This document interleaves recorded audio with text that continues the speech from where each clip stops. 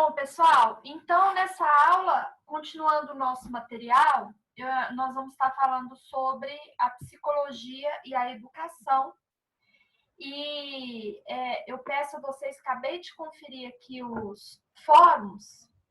Tem um fórum que eu pedi, que é sobre o último fórum, né? Abordagens psicológicas e violação de direitos humanos. E nem todos responderam, pelo que eu já vi aqui, tá? Então, eu volto a pedir para vocês terem atenção com o prazo, tá? Porque a gente precisa caminhar juntos por conta desse fórum. Esse fórum aqui, eu pedi para ser postado até o dia de hoje e que nós teríamos o debate da live sobre o texto, né? E esse texto aqui é que vocês deveriam assistir o Experimento da Prisão de Stanford, né? Assistir esse documentário, A Prisão de Stanford, resumo, o Efeito Lúcifer. E depois eu fiz algumas perguntas aqui para vocês. Eu permiti que esse trabalho fosse em grupo também. E eu queria saber se vocês sabem de alguém que ainda não respondeu. Porque eu vou marcar, o bom do EAD é que tem data aqui postada, né? Então, se o grupo não respondeu, porque eu permiti que vocês se identificassem por grupo, então ele poderia ter sido feito em grupo também, né? Só que eu tô vendo aqui que faltou o texto. Resumo documentários, registrar considera violação de direitos humanos. Tá, é o texto de vocês. Ok, é o texto de vocês, que seria no dia de hoje. Então, eu vou fechar o material da apostila e aqui, só confirmando com vocês, para todos terem ciência disso, a última postagem que tem é na data de hoje, à 00:02, que são dos alunos Bruno e Jaqueline. Então, quem postar depois dessa data aqui, obviamente não tem como nem alegar que não participou, do debate. Como é que vai participar do debate se o texto não está postado, tá? Então, esses são os dois últimos alunos que postaram.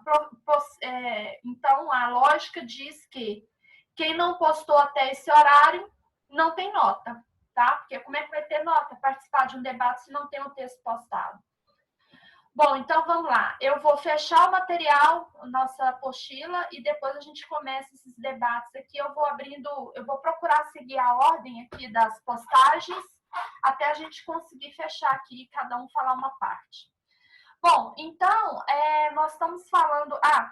e depois da gente terminar essa abordagem psicológica sobre violação de direitos humanos, eu vou estar postando, assim que terminar isso aqui, sobre a ANISE, que eu pedi para vocês assistirem para a gente poder responder a questão da ANISE.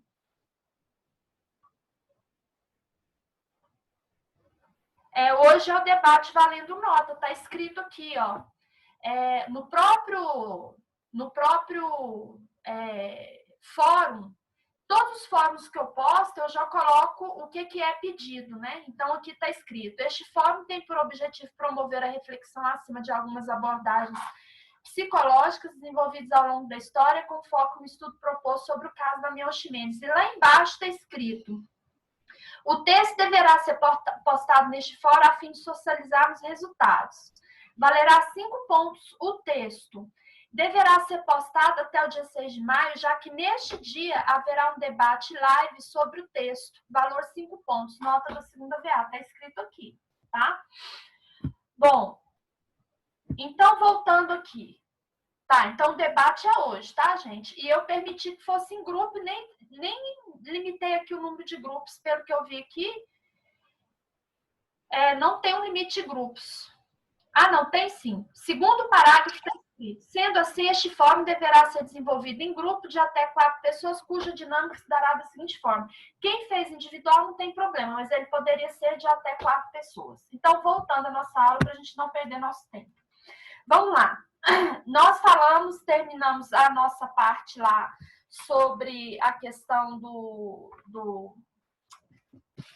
da cartilha, né, do Conselho Federal de Psicologia, e ficou faltando falarmos sobre a psicologia e a educação. Bom, o ponto de partida para a cartilha, para essa cartilha do Conselho Federal de Psicologia, é a observação do que diz a Declaração dos Direitos do Homem e do Cidadão, de 1789, que foi uma declaração que pontuou questões relativas à educação. E, logicamente, essa declaração veio a influenciar a construção da Declaração Universal dos Direitos Humanos de 1948, que é a vigente. Bom, então há muita preocupação, ou sempre houve preocupação, como marco histórico, desde a Declaração dos Direitos do Homem e do Cidadão, com a educação, com a formação da cidadania.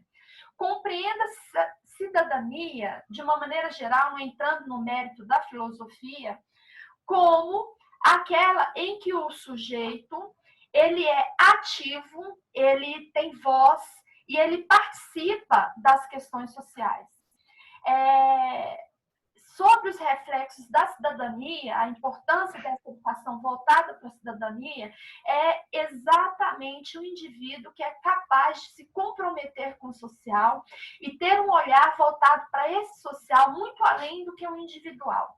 Aquilo que eu tenho falado e insistido com vocês, toda a construção da Declaração Universal dos Direitos Humanos, ela parte de um contexto de fonte material de guerra. Então, a Segunda Guerra Mundial influenciou muito a construção da declaração. Aliás, é por conta dela que houve a necessidade de ter uma declaração diferente daquela dos direitos do homem e do cidadão, cujo nome passou a ser Declaração Universal dos Direitos Humanos, mas com foco exatamente no momento social que a humanidade precisou se reunir, né? E uma questão que é objeto de estudos, eu creio que da área de da psicologia, bem como da sociologia, é o interessante como a humanidade se une em momentos de crise, né? Então, quando teve a Primeira Guerra, a Segunda Guerra e todas as grandes crises mundiais que tivemos, e hoje estamos vivendo, no caso da pandemia, a humanidade se une, né? Ela abre mão, o ser humano abre mão do seu querer em prol do coletivo. Então, acho muito interessante, é uma observação que a gente faz aqui, por isso que o nosso primeiro trabalho, eu enfoquei muito essa questão do Covid, como que o ser humano, quando ele tem um momento de crise, ele é obrigado, ou ele é influenciado, ou ele é forçado. Eu não tenho resposta para isso, mas com certeza vocês têm melhor do que eu, porque é a área de vocês, a pensar no coletivo como maneira de defender a si próprio. Então, aquilo que eu tenho falado, principalmente no Brasil, a gente vê a diferença da crise aqui no Brasil chega a ser cômico, para não dizer trágico, né? Porque nós ainda temos o olhar individual. Eu ainda me preocupo com a minha casa, mas eu não me preocupo com a minha rua, né? E a gente está vendo o reflexo disso na direção que essa pandemia tem tomado no nosso país, né? Como a administração tem sido levada.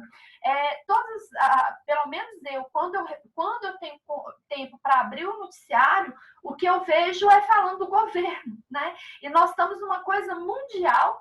Lembra da questão da relativização ou da soberania, né? Vamos pegar a soberania de fatos, né? Para mim, é muito mais importante a gente termos um olhar voltado para a questão de vidas humanas, como a questão da pandemia, do que para um contexto de governo, no momento de crise que a gente está passando. Mas quando você liga a televisão o tempo inteiro, que a gente vê a prioridade da questão do governo em segundo plano da pandemia. E o efeito que se traz no coletivo. As pessoas começam a ter focos diferentes. A prioridade nesse momento, que deveria ser a pandemia, tem sido desviada. Eu não sei se é de propósito, sinceramente, eu tenho várias teorias da conspiração, né? Mas não cabe aqui a gente ficar questionando isso. Mas fato é que esse foco, principalmente da mídia e que precisa ser levantado, aí você me pergunta, professor, é a mídia que traz isso ou é o governo que leva a mídia fazer assim? Eu não sei, porque é uma relação tão de simbiose que eu não sei realmente se é o ovo, quem nasceu primeiro, o ovo ou a galinha. Mas, enfim, o que a gente vê é que são questões de governo que talvez queiram ter uma atenção desviada por propósito ou não, ou porque a natureza do governo é uma natureza que não prioriza a vida. São questões que a gente tem que pesquisar a fundo para ter uma resposta, né? Eu, como pesquisadora, a única coisa que eu só acredito vendo é com pesquisa. O que eu acredito sem ver, a única coisa é Deus. O resto eu tenho que ter pesquisa e dados para poder falar se é uma coisa ou outra. Bom, fato é que a mídia, ela reporta o que o governo tem falado, o que o governo tem manifestado. E o que o governo tem manifestado para nós, isso é fato, né? E contra fatos não há argumentos, é exatamente isso. A prioridade tem sido questões político-sociais e em detrimento da questão da vida. E é uma questão que nos preocupa, porque isso é repassado para o coletivo. E aí, como que o coletivo recebe e como que o coletivo lidar com as questões referentes do Covid. Eu não sei se vocês viram ontem ou tiveram notícia, o reflexo disso, né? Do pessoal aqui em Anápolis, bem no centro da cidade, fazendo aquela dança do caixão. Não sei se vocês já viram, virou até um meme. Bem no centro da cidade. Então, chega a ser cômico, para não dizer trágico, né? A gente fazer piada com um momento tão triste que a gente está passando, tantas vidas morrendo, né? Afinal de contas, é tão interessante isso. Segundo Freud, nós nascemos com dois instintos, né? Que é o instinto de vida e de morte. O instinto de vida é que me leva a sobreviver, que me faz querer comer, que me dá energia para eu trabalhar. E o instinto de morte é aquele instinto que eu tenho um instinto de morte, mas o excesso dele, a busca dele me leva à depressão, então me leva à angústia, me leva a um estado de transtorno bipolar. Por isso eu preciso de um equilíbrio entre os dois para eu ter uma vida de qualidade. Toda essa reflexão que eu fiz nesse primeiro momento vai desembocar num tema só: educação. Educação. Educação voltada para dever cívico, cidadania. E aí fica a questão: o brasileiro tem essa noção de civilidade, de dever cívico? Estou falando de uma maneira geral, tá, gente? Obviamente que temos exceções, né? O que deveria ser uma regra. Mas aí eu volto a outra pergunta: isso é culpa do povo brasileiro? É muito fácil culpar a população? Ou o que nós aprendemos é o reflexo de um doutrinamento do que nos é passado. São perguntas que são feitas não por mim, tá? São perguntas feitas pelo Conselho Federal de Psicologia. E o que a psicologia tem a ver com isso? Tudo, gente. Quando a gente fala de sistema educacional, nós estamos falando de Piaget, nós estamos falando de Popper, né? Há estudos de educação que tentam direcionar e compreender como a mente humana funciona e como deve se trabalhar com o indivíduo. Então, tem tudo a ver a psicologia com o sistema educacional. E aí fica essa reflexão do nosso olhar, né, como cidadão, que ainda é individual e que não foi trabalhado de uma maneira coletiva. Bom, continuando aqui, pensando nisso que a gente falou, dessas questões que a gente está vivendo hoje no Brasil, que é um reflexo da nossa compreensão né, de política e de educação, é que a natureza política questiona exatamente como que isso é repassado na área da educação. Aí vem a pergunta: será que as ideias são neutras ou são abstrações que nada devem à realidade social em que foram produzidas? Será que tudo que eu aprendo é neutro? Ou será que não existe um discurso ideológico político por trás do que eu aprendo? Ou será que os livros didáticos que são construídos, na verdade, são formas de doutrinamento dos indivíduos? Bom, essa parte da psicologia e educação, no Conselho Federal de Psicologia, ele é trabalhado, muito explorado na forma de perguntas, né? Isso é até um método que leva a gente a indagar e buscar respostas. É um método de ensino que parte de indagações. Então, fica essa indagação. Será mesmo que tudo que eu aprendo é neutro? E não deve... são abstrações que não têm correlação com a realidade social? Eu tive um professor na especialização que ele dizia o seguinte: nada se cria, tudo se copia. O que se sabe, na verdade, é uma reprodução do que se aprendeu. Então, os grandes gênios da nossa história, na verdade, são muitos deles da Idade Média, da história antiga, principalmente na nossa cultura greco-romana, que é uma cultura helenística, né? O que a gente sabe hoje, o que a gente tem de conhecimento, nossa forma de raciocínio, eu não sei se vocês estão estudando essa questão de método dedutivo, indutivo, fenomenológico, mas nós pensamos ainda cartesiano, principalmente no Ocidente, né? Que é aquele pensamento causa e efeito. A nossa forma de raciocinar é assim. E tudo que nos é passado, a gente pensa dessa forma, a gente racionaliza dessa forma. E aí vem outra pergunta: será que essa é a única forma de racionalizar e essa é a mais correta? E aí a gente vem, assim, em várias áreas, né, do saber em que essa forma cartesiana prevalece.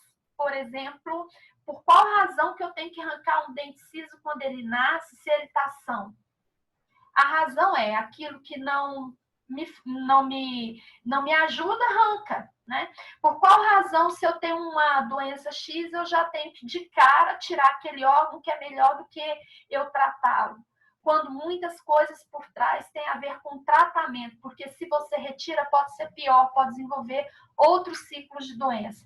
Então, assim, são pensamentos cartesianos, formas de raciocínio cartesiano muito diferentes da forma holística, que é muito prevalente no Oriente, né? Que olha o indivíduo de uma maneira geral e não dessa maneira estagnada, né? Mas vamos lá. Isso reflete na educação. Tudo que é construído, né, em sistemas das ciências, das áreas de ciências e afins, tem muito desse raciocínio, principalmente para nós no Ocidente. E aí, a gente tem a construção desse conhecimento. E nesse conhecimento, principalmente nos países pobres, subdesenvolvidos, como o Brasil foi declarado como subdesenvolvido desde o ano passado, o exercício do poder ele é predominado pela desigualdade, pela opressão, pelo assistencialismo, que é a filantropia. Isso é muito grave, porque na filantropia, quando o governo me dá alguma coisa, eu entendo como se ele fosse bonzinho, quando na verdade ele está fazendo mais do que sua obrigação. Essa ideia de assistencialismo que a gente tem, principalmente nos países pobres, como o Brasil já é declarado como tal, é muito grave, porque eu não consigo olhar para as atitudes do governo como obrigação dele, mas como se ele me prestasse um favor. E aí, isso dimensiona de tal forma que, como cidadã, eu tenho uma dificuldade de querer exercer meus direitos. Há uma porque eu não sei quais são eles, eu não conheço direito. Os direitos que eu teria. Há duas, porque quando eu conheço, eu não quero exercer. Ah, não, vou deixar isso para lá. Não, ele também foi bom nisso. Gente, recentemente eu ouvi a seguinte frase: melhor o governo tal, roubava, mas pelo menos fazia. Nós estamos mais ou menos nesse raciocínio. Chega a ser assim, um raciocínio doente. Como que a gente pensa, melhor roubar e fazer alguma coisa? Ou seja, isso aí é uma reprodução de uma situação que não vai mudar no Brasil. Se a gente não começar a trabalhar isso no sistema educacional, como eu vejo a minha realidade, desenvolver um indivíduo politizado, desenvolver a cidadania no indivíduo, nós não vamos mudar a realidade que a gente está vivendo. A menos que, se houver um rompimento desse fio da história, e esse rompimento pode se dar por eventos que vão além das ações humanas e que levam o ser humano a mudar de atitude. Exemplo, o que estamos vivendo agora. Todos os movimentos da história de rompimentos que não tiveram razões humanas, não vou entrar em teoria da conspiração também aqui da questão do Covid, não é o caso, Eu estou dizendo aquilo que não é do controle humano, ele leva o ser humano a ter que mudar. Exatamente essa forma de raciocínio. Então, esse embate nos força a mudar nossa postura, a ter um olhar diferente, como a gente está tendo agora. Por que a gente está tendo que ficar em casa? É uma maneira de sobreviver. Olha o que acontece. Mesmo que eu pense num Brasil que eu vivo de uma maneira individualizada, que isso é inevitável, né? É mais ou menos você querer lutar, nadar contra a maré. Se eu estou num contexto assim, que 24 horas, o que me é passado, seja pela mídia, seja pelo que eu leio, é reproduzido na minha mente um sistema de uma educação cívica individualizada, eu vou reproduzir isso, não tem jeito. É quase que difícil, por mais que a pessoa lute contra, a não ser que seja um indivíduo isolado socialmente, né? Ou ele ter uma mente fazendo terapia 24 horas para isso não o influenciar, porque nós somos influenciados, sim, a todo momento. Nós somos humanos, né? Então, a gente tem isso. Bom, só que nesse momento, mesmo nesse meu pensamento ainda individual, por que muitos têm ficado reclusos? Mesmo que pense individualmente, uma maneira de sobreviver. Ou seja, se eu sair e eu pegar a contaminação de alguém, eu posso me contaminar e eu posso contaminar minha família. Isso seria no pensamento de um indivíduo que é individualista.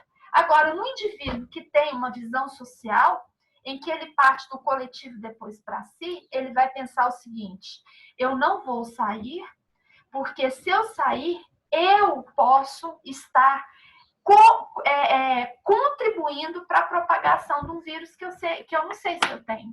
Olha a diferença do raciocínio. Que seriam raciocínios dedutivos ou indutivos, né? Ou seja, um se preocupa em não sair para se proteger, o outro se preocupa em não sair para proteger o próximo. A pergunta é, por qual razão você tem ficado isolado? É o primeiro diagnóstico que você vai tecer de você mesmo, para poder pensar se realmente você precisa rever alguns conceitos nessa área da educação, principalmente quanto à formação política e de cidadania.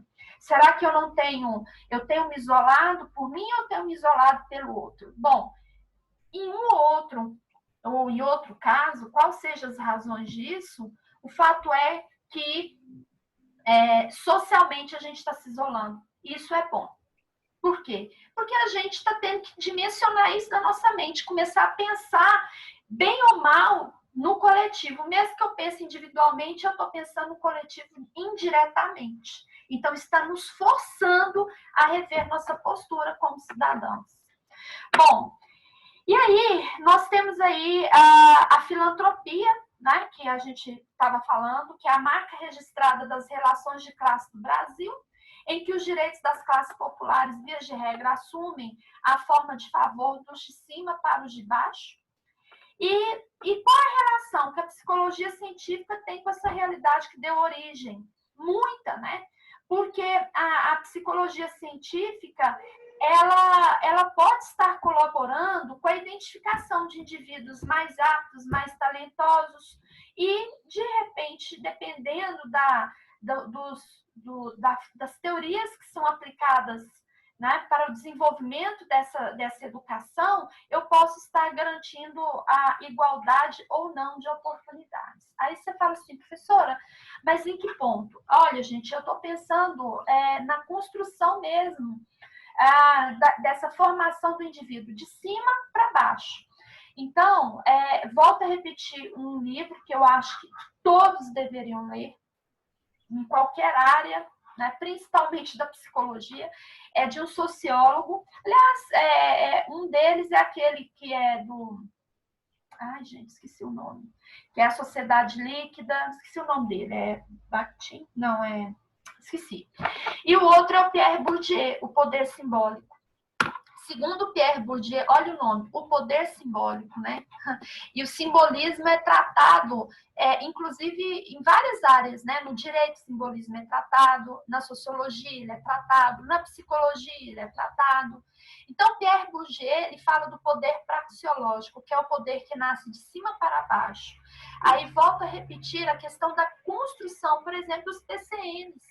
Vocês acham que os PCNs, eles são construídos só por pessoal da área do conhecimento específico ou não tem ali alguém, aliás, diversas áreas do saber para ajudar na construção desse PCN? Né? Será que esse PCN, vamos lá, o INEP, né?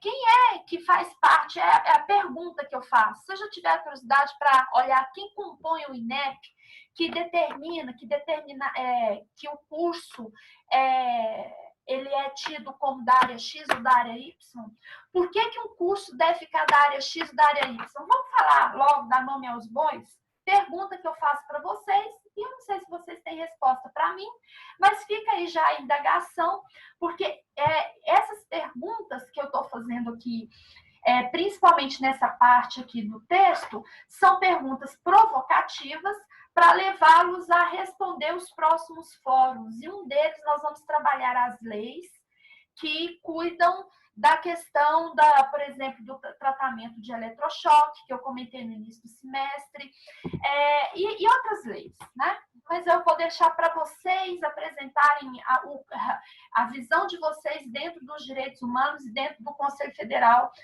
de Psicologia, que ele tem tratado. Inclusive, eu vou postar hoje o manual, esse manual todinho, e espero que vocês leiam, tá? Que é esse manual do Conselho Federal de Psicologia, que fala sobre os direitos humanos, para podermos trabalhar juntos nisso e falar sobre a questão terminando falando aí do caso Damião Ximenes, que vai falar dos hospitais psiquiátricos. Então, tudo tem a ver. Quando eu falo da reforma psiquiátrica, eu remeto à construção dos manicômios na época principalmente da ditadura, os perfis psicológicos traçados, a oficialização do cargo do psicólogo na época da ditadura e as mudanças das leis ao longo desde então, revendo dentro dessa amplitude dos direitos humanos, e as últimas leis que foram mudadas, né? As últimas leis que passaram a vigorar, né? Desde o ano passado, desde 2018, e que a gente questiona a aplicabilidade dessas leis hoje nas dimensões de direitos humanos. Então, veja bem, vamos falar a questão do INEP, que a gente estava voltando no tema. Por que a psicologia saiu da área da saúde e entrou para a área social? Né? Por qual razão ele deixou de ser da área da saúde e veio para essa área? Então, assim, aí eu estou conspirando mesmo. Agora é uma teoria da conspiração. Se a gente for olhar os momentos históricos que isso aconteceu, da retirada da psicologia de determinada área para outra, e ao mesmo tempo eu faço questão, vou colocar para vocês a data das leis, alterações dessas leis, que eu faço todas essas perguntas aqui para vocês refletir e pensar, será que tem razão ou será que é viajar demais na maionese? Se não existe aí uma conspiração para um retrocesso do que foi alcançado na área de direitos humanos junto à psicologia. Bom, falei o que devia, não devia. Voltando aqui. Bom, então a gente está refletindo acerca disso. Pessoal, eu tenho mais 10 minutos. Vou fechar só essa parte e tentar responder aqui o chat, e no segundo momento a gente volta com o debate. Bauman. Obrigado, Roberto. Sigmund Bauman. Eu tenho quase toda a coleção dele. E porque eu estou lendo agora Bakhtin, que fala sobre linguagem, estou confundindo os nomes dos caras tudinho agora, então é o Bauman. Bom, voltando aqui. Nós fechamos aqui falando sobre os instrumentos de avaliação e inteligência, que foram instrumentos muito usados, principalmente na década de 90. Eu sou da época do teste do QI, né, de quantidade de inteligência, até que então falaram que era um teste absurdo, porque não tem como se medir a inteligência do indivíduo, ele pode ser mais apto para uma coisa e não ser para outra e vice-versa, mas houve essa época em que esses testes eram feitos. E os diagnósticos, psicoterapias usadas na psicologia escolar, em que reduzia as dificuldades de escolarização das crianças, principalmente das classes populares, a distúrbios individuais ou familiarizados descontextualizados. E vou dizer uma coisa, até hoje isso existe, né? Isso aí eram psicoterapias utilizadas, que começaram a ser utilizadas na década de 70, e que foi muito sendo um diagnóstico de uma maneira subjetiva de um indivíduo que não aprendia, colocando que não aprendia porque tinha dificuldade de aprendizagem, porque estava com um déficit de atenção, e quando, na verdade, aquele indivíduo aprendia porque ele estava, por exemplo, com uma ameba ou com a solitária, precisava, na verdade, tomar um vermífugo, ou então ele estava com fome, né? Eu dei aula muito tempo em escola pública e eu presenciei, posso falar de conhecimento de causa, para crianças. Eu dei aula para alfabetização, as crianças iam para a escola para comer, porque era talvez a única refeição que elas tinham, tá? Para ter o lanchinho ali da tia, que, aliás, que lanche maravilhoso. Para mim, um dos melhores lanches que tem, que são a tal da merenda, né, das escolas públicas. Muito bom mesmo. Mas, enfim, e ali a tia tinha que controlar um pratinho para cada um, porque não dava para alimentar todo mundo. Mas eu posso falar isso de conhecimento de causa. Quantas vezes na escola a criança ia para comer aquilo ali? Bom, então, as dificuldades do indivíduo, elas não perpassam só questões íntimas e familiares, né? Há problemas de estrutura, de ambiente. O ambiente escolar, ele tem que ser propício à aprendizagem, tem que querer ir lá, ele tem que me dar a possibilidade de aprender. Eu chego numa escola que o quadro, eu desenvolvi bursite no braço, de tanto dar aula naqueles quadros de parede, que aquilo não era nem, era cimento, passava uma tinta verde, falava que era quadro, e ali você tinha um giz para escrever naquilo ali, e as crianças não tinham livros, né? Isso na minha época, né, gente? Eu não sei até quanto mudou isso hoje, mas eu lembro que eu comprei um mimeógrafo para poder passar atividade para os alunos. Eu sou da época do mimeógrafo. Então, eu fazia aquilo naquele papel, fazia as tarefinhas no papel carbono, rodava aquilo ali para passar atividade para o aluno, porque, na verdade, eles não tinham nem dinheiro para comprar livro. Essa é a realidade. E aí vem a questão do Enem, né? Que o pessoal está falando recentemente. Continue estudando, pega a internet e olha. Quem é que tem internet, gente?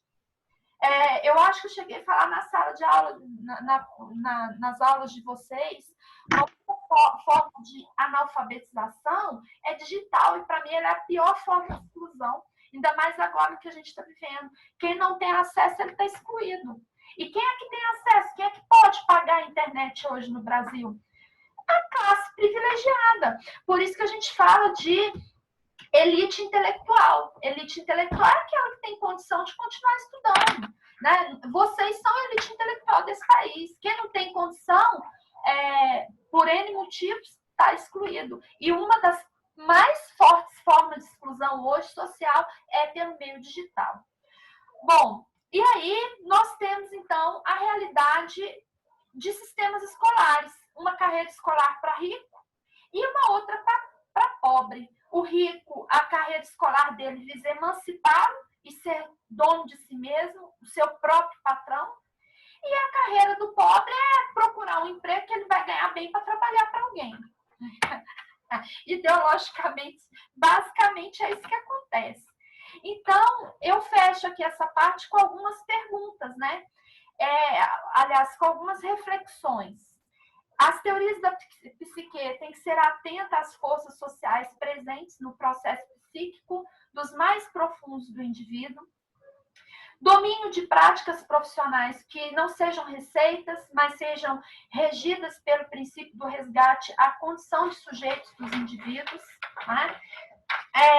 Repensar a formação dos psicólogos, repensar os laudos que, em suas formas, levam à patologização dos aprendizes, ao proporem terapias que podem não passar de técnicas disciplinares elevadas de sedução, e muitas vezes, sem saber, os psicólogos podem estar aliando-se a um projeto de escola para o povo que cada vez mais descaracteriza como instituição socializadora do conhecimento e a transforma em prisão.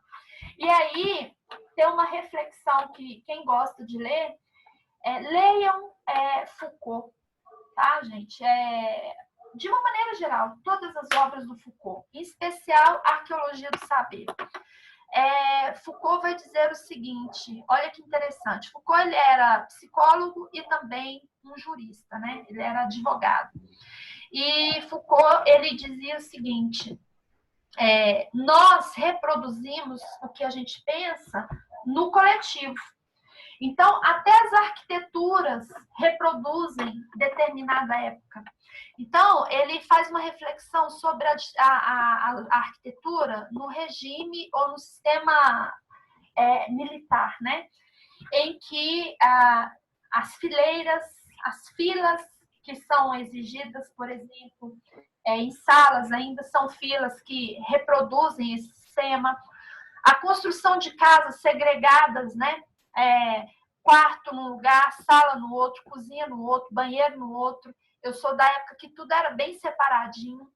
E essa mudança de pensamento, essa mudança de paradigma humano, que é uma construção, isso leva também a rever essa arquitetura. Então, na área da arquitetura mesmo, os estudantes, alguns cursos, estudam Foucault também, porque ele fala disso. Hoje as construções são abertas, né? As pessoas querem o quê? Não, eu quero uma construção tudo aberto. Que eu quero a sala com acesso à cozinha, com acesso à copa. E isso já é um reflexo do que a gente pensa. E essa construção aberta, ela tem que se dar também na educação, né? Veja bem, a função da academia, principalmente, é formar o saber epistemológico e não dogmático. Ou seja, não é uma função do professor ou até do livro de te doutrinar, mas a função é levar você a refletir e ter capacidade de dimensionar aquilo que você está pensando numa proposta de emancipação do sujeito. Se eu consigo emancipar o sujeito a partir do momento que alguém fala alguma coisa e ele pensa, será? Agora a questão o será depende de conteúdo. Para eu ter essa capacidade cognitiva de questionar, eu tenho que ter conteúdo, senão eu não consigo. Bom, eu vou olhar aqui agora as perguntas aqui, as reflexões do pessoal. Deixa eu ver como que faz isso aqui, que eu sou meio analfabeta digital, já que eu usei esse termo agora mesmo. Consegui.